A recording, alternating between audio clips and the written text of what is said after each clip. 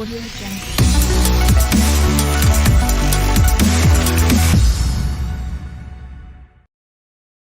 Vamos receber o pastor Marcos Labareda, que tem uma palavra poderosa de Deus para nós.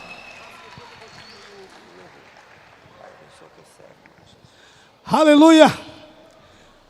Quantos querem sair daqui arrebatados pelo Espírito Santo? Diga amém! Diga para o seu irmão, se não me atrapalha. Eu quero ouvir a palavra de Deus. Queridos, vamos logo então ministrar a palavra de Deus sem demora. João capítulo 21, versículo 1.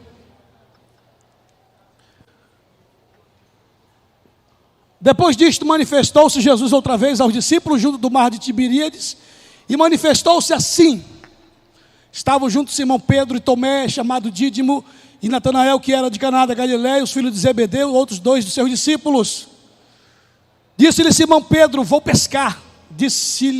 Dizem-lhes eles: também nós vamos contigo? Foram e subiram logo para o barco, e naquela noite nada apanharam. E sendo já manhã, Jesus se apresentou na praia, mas os discípulos não conheceram que era Jesus. Disse-lhe, pois, Jesus: filhos, tendes alguma coisa de comer? Responderam-lhes, não. E eles lhe disse: lançai a rede para o lado direito do barco, e achareis. Lançaram-na, pois, e já não a podiam atirar pela multidão dos peixes. Então aquele discípulo a quem Jesus amava disse a Pedro: é o Senhor. E quando Simão Pedro ouviu que era o Senhor, cingiu-se com a túnica, porque estava nu, e lançou-se ao mar. E os outros discípulos foram com o barco, porque não estavam distantes da terra, senão quase 200 côvados, 100 metros, levando a rede cheia de peixes. E logo que desceram para a terra, viram as brasas e um peixe posto em cima e pão.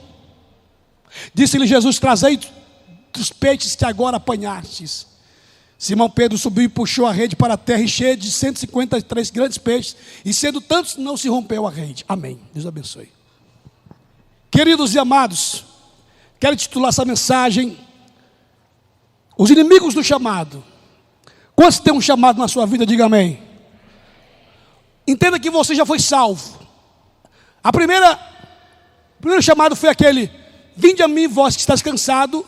Vocês todos já vieram. O segundo chamado é aquele: ficai em Jerusalém para aprender a palavra, para se encher do Espírito Santo. O terceiro chamado é esse aqui: ide por todo mundo e pregai o Evangelho. Esse é o terceiro chamado, qual eu vou pregar para você nessa tarde. Você que tem um chamado, mas o seu chamado, rapaz, que coisa, hein? Cara bonito. Me foi um susto agora. Misericórdia. Misericórdia. Vamos lá. Jesus, em seus profundos ensinamentos, sempre quis mostrar a importância do reino de Deus em nossas vidas e o verdadeiro propósito do nosso chamado. Todos nós precisamos compreender verdadeiramente porque nascemos e vivemos em um mundo onde o único intento do coração das pessoas é se afastarem da presença de Deus o tempo todo e por fim para sempre. Por causa do pecado e do inferno, Deus decidiu chamar e levantar homens e mulheres, jovens e crianças para essa tão grande missão de levar o santo evangelho ao mundo, aos pecadores e também os pecadores ao arrependimento. Chamamos esse desafio de a grande comissão final. Porém sabemos dos muitos desafios que temos que enfrentar para cumprirmos esse chamado e realizar a grande obra que o Senhor colocou em nossas mãos. Temos muitos inimigos do nosso chamado e precisamos vencer cada um deles a fim de agradar aquele que nos chamou. Em Romanos capítulo 8, versículo 28 diz: sabemos que todas as coisas cooperam para o bem daqueles que amam a Deus, daqueles que são chamados segundo o seu propósito. Eu queria falar o primeiro inimigo, o inimigo número 1 do nosso chamado. Antes de falar, eu queria dizer uma coisa para você. Quando Pedro, ele estava ali com os discípulos, Jesus já tinha morrido, porque, entenda, eu preguei a última mensagem falando da pesca maravilhosa. Jesus não tinha morrido ainda. Ele foi ali com os discípulos e falou e fez milagres no mar e águas profundas e tal. Mas dessa segunda vez, aqui no livro de João 21, ele já tinha morrido e ressuscitado. E Pedro e os discípulos estavam todos desanimados. Veja que o primeiro inimigo do nosso chamado é o desânimo.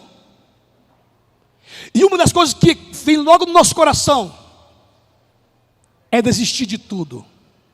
É entregar tudo. O desânimo, claro que você não vai pecar, mas ele te leva ao pecado. Ele vem quando perdemos algo que tanto nos motivava e que agora são somente lembranças saudosistas. E aí é que nós paralisamos o nosso chamado. Logo somos convidados por ele, o desânimo, a voltar aos velhos hábitos e de uma vez por todas desistir daquilo que o Senhor tem para as nossas vidas. O apóstolo Pedro já tinha recebido esse ensinamento, mas esqueceu. Quando Jesus morre, ele desanima, ele fica frustrado. E o que ele faz na verdade? Decide voltar aos velhos hábitos. Vou pescar. Aí quando ele diz isso, tem uma turma que fala assim: vamos também. Jesus morreu mesmo, está todo mundo aqui. E eu pergunto: o que foi que morreu na sua vida para que o seu chamado tivesse e ficasse desanimado? Que a sua vida ficasse desanimada. O que aconteceu com você? Você que era um homem fiel, uma mulher fiel, compromissado, assíduo na obra de Deus, era um líder de excelência, que tudo que fazia para Deus era apaixonado. E agora? O que morreu na sua vida que deixou você paralisado? Às vezes nós vemos a igreja empurrados, igual piolhos pela cabeça dos outros. Às vezes nós fazemos aquilo que as pessoas estão fazendo de forma vazia, de forma fria. O que aconteceu com você? Foi alguém que te feriu? Morreu alguém da sua família? Você perdeu o emprego? Não passou no Enem?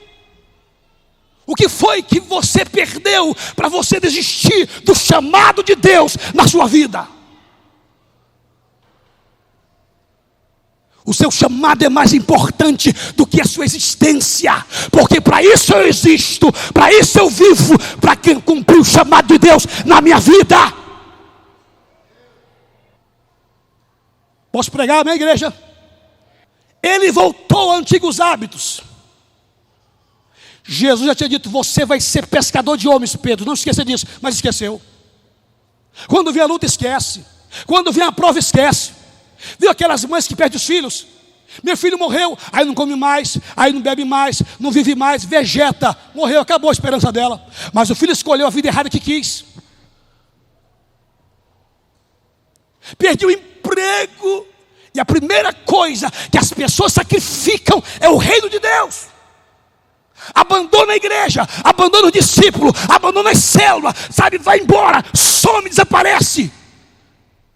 Porque não sabe enfrentar frente a frente o diabo e dizer: diabo, daqui eu não saio e daqui ninguém me tira, eu vou cumprir meu chamado. Rabai, Deus está levantando nesses últimos dias homens e mulheres cheios do Espírito Santo para cumprir o propósito de Deus na terra, é ganhar almas para Jesus, igreja. Cuidado com o desânimo. No capítulo 21, Jesus começa um trabalho de consolidação. Jesus já tinha morrido e era a terceira vez que ele apareceu aos discípulos. Já tinha ensinado o suficiente para os seus discípulos, mas faltava ainda um toque final na vida de alguém. Talvez na minha, na sua vida, na vida de Pedro. E esse alguém era Pedro. Hoje o Senhor quer terminar a obra que Ele começou na sua vida a qualquer custo, pois Ele tem muita pressa em usar você na sua obra. Josué, o grande guerreiro do deserto e discípulo de Moisés, passou por esse momento de desânimo após a morte do seu líder. Morreu meu líder. Josué recua. Deus tinha uma promessa a Abraão, Isaque e Jacó de conquistar a terra prometida, a terra de Canaã. Quando Moisés morre, Josué se isola. Ai, agora, meu Deus, meu líder morreu, acabou tudo. Deus falou assim: Josué, vem cá, vem aqui para o discipulado 1. Porque é no discipulado que Deus começa a renovar você novamente. Abra o seu coração. Deixa o Senhor, sabe, te levantar de novo. Senhor, porque o meu líder morreu, sabe como é que é? Eu não posso sozinho, Senhor. Tu pode sim, eu te chamei. O meu servo Moisés é morto, mas tu estás vivo. Levanta daí, rapaz, enxuga essas lágrimas e faz o povo herdar esta terra. Eu serei contigo. Não deixe nada que morreu na sua vida matar o seu chamado. Se Deus te chamou para alguma coisa na igreja, cumpra seu chamado, haja o que houver. Segundo o inimigo número 2, a falta de relacionamento com Deus.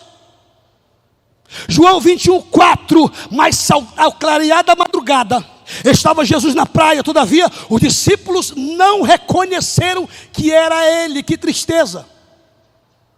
Escute, com certeza este é um dos piores motivos, escute isso aqui. Com certeza, este é um dos piores motivos pelos quais não entendemos e não somos apaixonados pelo nosso chamado, por aquilo que fizemos no reino de Deus. Escute, está explicado porque tanta gente desiste do seu chamado, simplesmente por não conhecerem o Senhor e Salvador da sua vida. Somente João identificou o Senhor daquele grupo que estava com Pedro. Por que João? Porque João era mais próximo. Porque João tinha mais intimidade com Cristo. Até na hora de revelar o traidor, João foi perguntado. João, pergunta dele: quem é que é o traidor aí que vai trair? João, mestre, quem é o traidor? Jesus: é Judas. Só quem tem segredos revelados pelo Senhor é quem tem intimidade com Ele. Quem é relacionamento com Deus face a face, em oração, em santidade, em busca, em sacrifício, na madrugada, lendo a palavra, foge do pecado. Deus quer ter com você relacionamento profundo.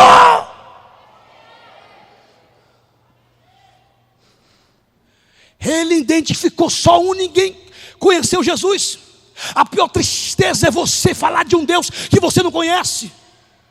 Você prega Jesus. Quem é Jesus para você? É teu amigo? É teu companheiro de todos os dias? É aquele que você recorre nos problemas? É aquele que você se alegra na alegria? Qual é? Quem é Jesus para você? Que intimidade você tem tido com o Espírito Santo todo dia da sua vida? João sabia disso. João reconheceu: é o Senhor. É o Senhor, eu conheço. Ele é assim comigo, é íntimo de mim. Quantos querem nesta noite ter um relacionamento com Jesus afinado, a ponto de Ele fazer milagres na sua vida todo dia? Agora escute. Marta e Maria tiveram a oportunidade.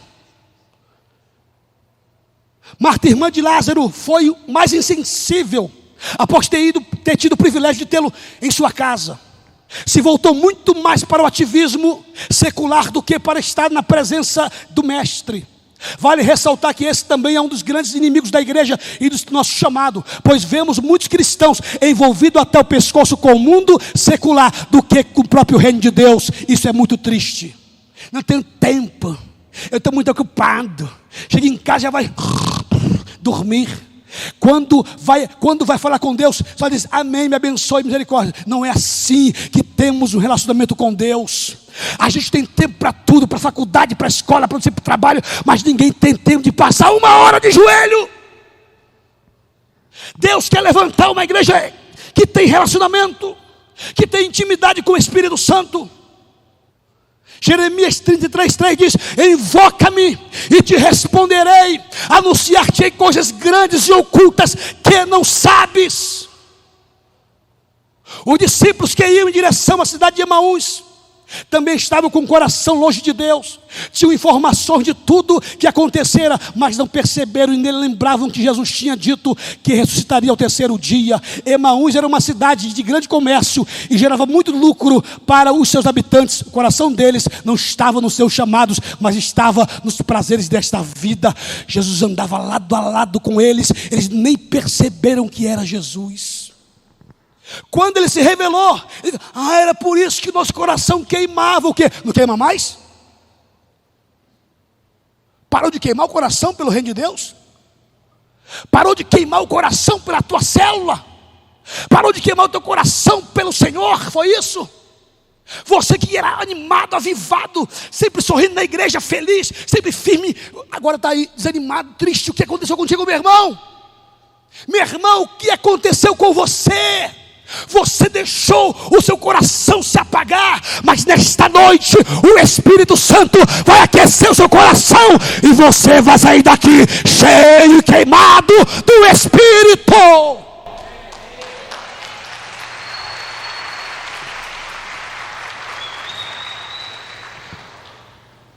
Guarde isso no seu coração. O relacionamento com Deus traz paixão pelo nosso chamado. Quanto mais eu me aproximo de Deus, mais vontade eu tenho de fazer a sua obra. Eu estava no Iranduba discipulando essa semana. Eu cheguei bem cedo lá de manhã. Aí veio um casal, depois veio outro, 4 casais. No 5º casal, eu comecei a falar dessa palavra aqui para eles, do relacionamento que Deus tinha com Adão no jardim do Éden. Quando ele descia na viração do dia para conversar com Adão, irmão, veio um negócio em mim. Eu comecei a chorar sem controle. A minha esposa falou assim: calma, amor, deixa que eu continuo. E ela continuou. Eu comecei a chorar e Deus disse no meu coração: é isso que eu quero com o meu povo e sempre quis, relacionamento com eles. Eu chorei muito, eu falei: meu Deus, nós precisamos desse relacionamento. Por isso que ninguém quer saber de cuidar das coisas de Deus com disciplina, com excelência. Porque não somos apaixonados por aquilo que é de Deus, por aquilo que nos entregaram. Está aqui, pastor, está aqui isso aqui, está aqui. Mas irmão, não, é o que eu pude fazer. Que é isso? Se você for dar o pior para Deus, então nem dê. O chamado de Deus tem que ser com excelência. Se te colocaram para limpar o banheiro, deixa o bichinho cheirosinho para os irmãos usarem. Não vai reclamando não. Então deixa lá, levanta alguém mais zeloso que tu para fazer. Portaria, qualquer lugar, criança, faça com excelência. Foi o meu melhor, amém. Mas você podia fazer muito melhor. Falta de relacionamento. O relacionamento com Deus traz paixão pelo nosso chamado. Terceiro inimigo, número 3, a falta de cobertura espiritual. O cara é chamado, mas quer estar por aí, pulando de igreja em igreja. Aquele discípulo que Jesus amava disse a Pedro: é o Senhor. Simão Pedro, ouvindo que era o Senhor, cingiu-se com a sua veste, porque se havia despido, e lançou-se ao mar. Pedro estava nu. Nu fala, falta de vestimenta, de cobertura. Pedro estava em desobediência. Tem pessoas dentro da igreja sem cobertura espiritual. Ele não é discipulado, ele não vai vir de ninguém de célula. Quando vem as provações, socorro! A cobertura espiritual é uma proteção para mim, para a sua vida. Irmão, já fui assim, paroleiro. Eu andava de igreja em igreja pregando, e com a irmãzinha aqui do lado, bora irmãzinha, e casado. Gente que não tem compromisso com a sua igreja local, com a sua liderança. Porque quer fazer o que quer, fala o que quer, não quer prestar conta da sua vida, se está bem um casamento, se não está, como é que está os olhos, ninguém manda em mim, eu sou livre. Tu é livre, é? Ninguém é livre não, mano. Nós temos é que estar debaixo da cobertura do Senhor Jesus Cristo. Deus colocou o pastor Francisco na minha vida. Se eu não tivesse vindo para cá, irmão, já estava desviado. Porque da onde eu vim, não tinha negócio de cuidado, de ficar de madrugada discipulando. Não faz isso, amado. Muda aqui, muda ali, quem aqui? Quanto é que paga para isso, para ele cuidar da gente, irmão? Me diz aí. Quem quer passar tempo contigo e não faz isso, amado? Eu te amo. Olha, assim, irmão, casamento, não estou mulher não, meu amigo. Quem é que faz isso por ti, meu irmão? A não ser os pastores que Deus levantou sobre a tua vida. E quanto é que tu dá para eles, hein? Tu paga o teu discipulado, irmão? não paga. Devia pagar. Devia pagar, porque dá trabalho, irmão. Mas ninguém corre do pau não, querido. Ninguém corre da luta não, meu amado. A gente enfrenta, por quê? Porque nós queremos ver você na glória, cheio do Espírito Santo. Uma igreja lavada e remida pelo sangue de Jesus.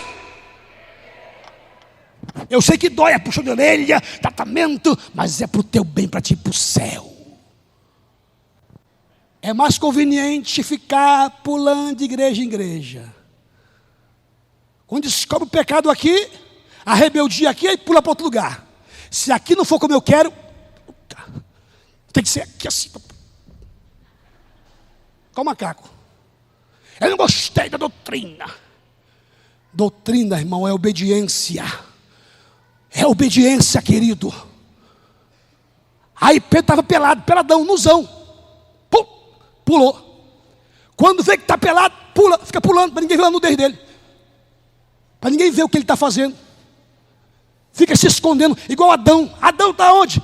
Eu me escondi. Porque eu vi o teu chamado para o discipulado, eu me escondi. Aí fica escondido. Porque está nu, as vergonhas estão aparecendo, a mentira, o caráter, a desonestidade, a hipocrisia, o fingimento. Todo mundo está vendo, ele não quer confessar, ele não quer abandonar, prefere sair. Irmão, eu quero ser discipulado, mesmo que doa, mesmo que eu preciso me confessar todo dia. Senhor, eu preciso de mudança mais e mais. Eu quero morar no céu, igreja. Quantos querem morar no céu aqui? Diga amém. Infelizmente vivemos em um tempo que as pessoas não sabem o que é uma cobertura espiritual. Isso é tão sério como o ar que respiramos, pois sem ela estamos totalmente vulneráveis aos ataques do diabo e do pecado. Ninguém vive sem o ar, como também ninguém vive sem uma cobertura, seja ela espiritual ou familiar. O apóstolo Paulo diz o seguinte, 1 Coríntios 11:3: quero entretanto que saibais ser Cristo o cabeça de todo homem, e o homem o cabeça da mulher, e Deus o cabeça de Cristo. Até Jesus tinha uma cobertura, irmão. Até Jesus, o Filho de Deus. Eu sou independente. Ninguém me governa não. É por isso que tu está aí com o teu casamento desse jeito. É por isso que tu está aí com esse coração frio, mais pendido para o pecado do que para o céu. Sem cobertura ninguém vive, papai. Graças a Deus eu encontrei essa igreja. Estou te falando mesmo, minha esposa é grata, meus filhos são gratos. Eu encontrei o pastor, falou assim: aprendi a orar mais, aprendi a ler mais a Bíblia, aprendi a ser mais amável com a minha esposa, aprendi a cuidar mais da minha família, porque ele me confronta a fazer isso. Pastor Marcos, como é que está? Pastor, a minha esposa me entrega, amém, me entrega mesmo, quero mudar, não quero ir para o inferno, não. Mas antes era assim, pastor, a minha esposa me bateu, deixa essa nojenta, irmão. Era assim, irmão, estou te falando. Essa mulher é endemoniada. Tu nunca vai ser pastor com essa mulher não, rapaz. Deixa ela. Pastor que nunca foi cuidado e discipulado, por isso fala desse jeito. Mas eu sei que o verdadeiro cuidado vem de um coração apaixonado por Jesus. Se o chamado meu foi esse, de cuidar da sua vida, de cuidar dos meus discípulos até Jesus voltar, que seja. Escute. Quantas pessoas saem pelo mundo aventurando, pondo em risco a sua salvação da sua família, pregando um Deus que não aprova a independência espiritual ou muito menos familiar. Mas se alguém repreendê-los, fica chateado, pois não querem prestar conta de suas vidas a ninguém, mas somente a Deus. Então essa justificativa. Veja o filho pródigo. O menino saiu de casa porque decidiu, a puberdade chegou. Já tenho aqui um bigode igual do pastor Marco. Não cresce aqui, não cresce nunca. Já vou virar dependente. Vou embora. Papai, tchau. Arrumei uma cocotinha, vou namorar. Agora, mamãe, tchau. Já estou independente. Já sei lavar as minhas calças. Então, mamãe, estou indo. Aí depois volta chorando: mamãe, estou cheia. Vai cuidar da sua vida com Deus. Vai lavar a louça, vai varrer a casa. Sai da sua casa só quando você casar com o homem de Deus. Aí o moleque veio, 16 anos, quer me amigar. Não tem nem 7ª série. Tu vai comprar leitinho, tu vai te lascar. Leitinho é 10, 15 conto na promoção, bestado. Vai fazer filho antes do tempo, espera. Eu saí de casa com 24 anos, bem a tempo, glória a Deus, amém. 24 anos de idade. Aprendi a passar pano na casa. Eu tinha uma namorada, quando eu vi ela, ela me viu, ela estava assim, me olhando assim, aí eu passando pano. Espremi. Quando eu olhei, eu corri lá para o quadro. Amém, mas eu não virei gay. Casei. Formei família. Saí na minha casa só para casar. A Elisama foi e me arrancou com tudo. Não tinha nada, igreja.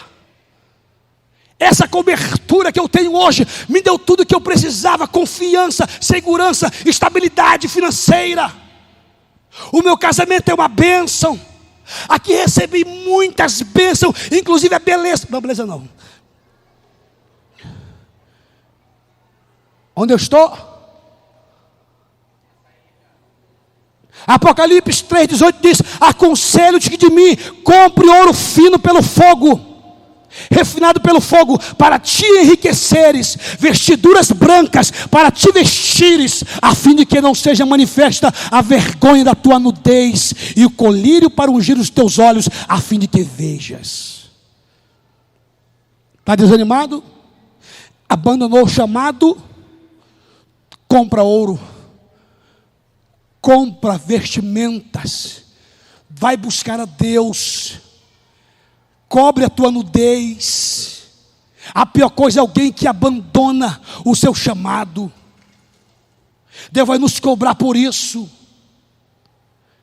Quarto inimigo, a falta de compromisso com o reino de Deus, amor às almas. Lucas 9,62 diz: mas Jesus replicou: ninguém que tendo posto a mão no arado olha para trás é apto para o reino de Deus. Hebreus 10,38 diz: todavia o meu justo viverá da fé, se retroceder nele não se compraz a minha alma. O grande profeta Jonas, sobre sua história, retrata claramente a falta de compromisso com a salvação das pessoas, e o egoísmo no seu coração prova que não tinha amor e nem paixão de Deus para ver aquela cidade salva. Sabe o que é essas cadeiras vazias aí? É a paixão pelas almas que está faltando. Quantos aqui são membros da igreja? Levante a mão.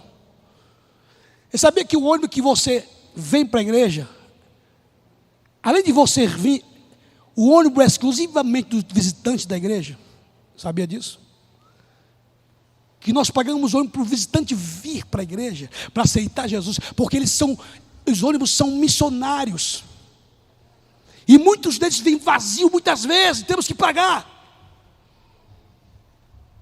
E não trazemos um visitante à igreja domingo, e é de grátis, entre aspas. Cadê as almas? Cadê os visitantes? O que você tem feito? Abrir os teus olhos de manhã. Eu vou visitar, porque hoje eu vou levar o meu amigo para a igreja. Cadê o teu visitante, querido? Líder de célula, cadê a tua célula, o teu GE? Temos que nos despertar, a igreja. Jesus está voltando.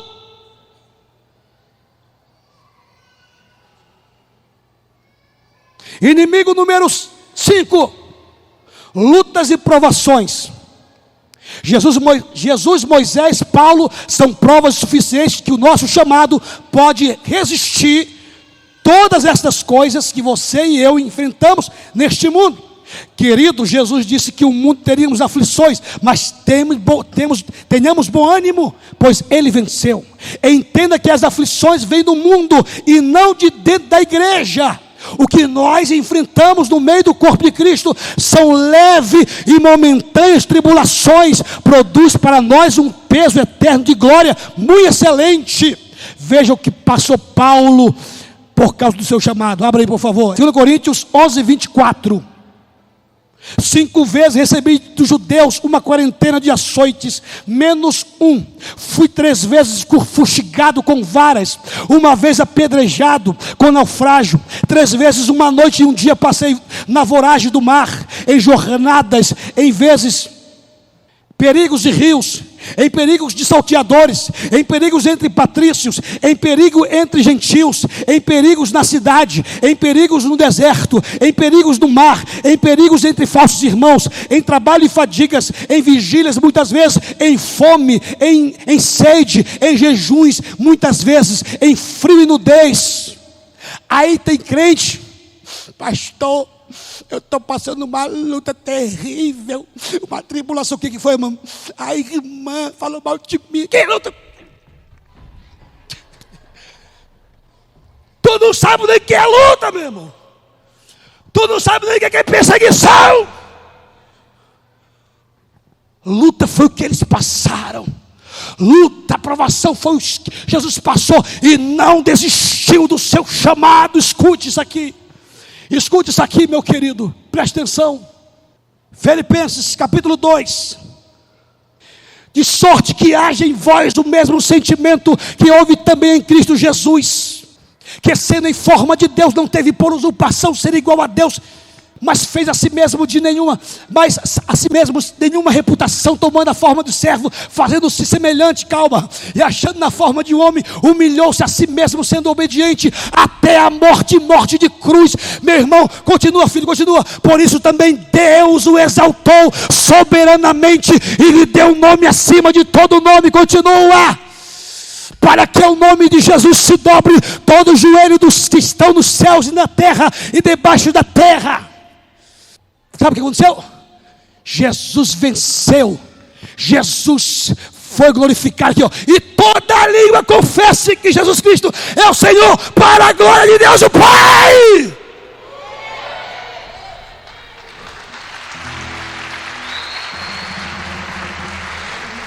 O que tu passas não se compara ao que eles passaram. Toma a tua célula de volta. Toma o teu setor de volta, meu amado. Pega o teu chamado de volta e vai evangelizar as nações e a cidade de Manaus. Retoma novamente a tua vida com Deus. Amém? Quantos querem, digam amém. Fica de pé, por favor. O Espírito Santo está dizendo a você: eu te chamei para fazer diferença. Eu te chamei não para fugir, mas para enfrentar. Te levanta dentre os mortos, Cristo te esclarecerá. Tome novamente o seu chamado. Ainda que o diabo diga não tem mais jeito, levanta-te, porque o Senhor te dará vitória. Amém, igreja? Tenho um chamado,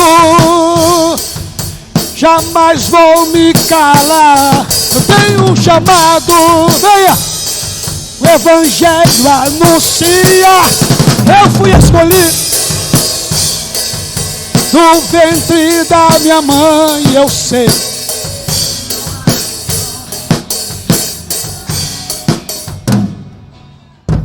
Audio Jungle.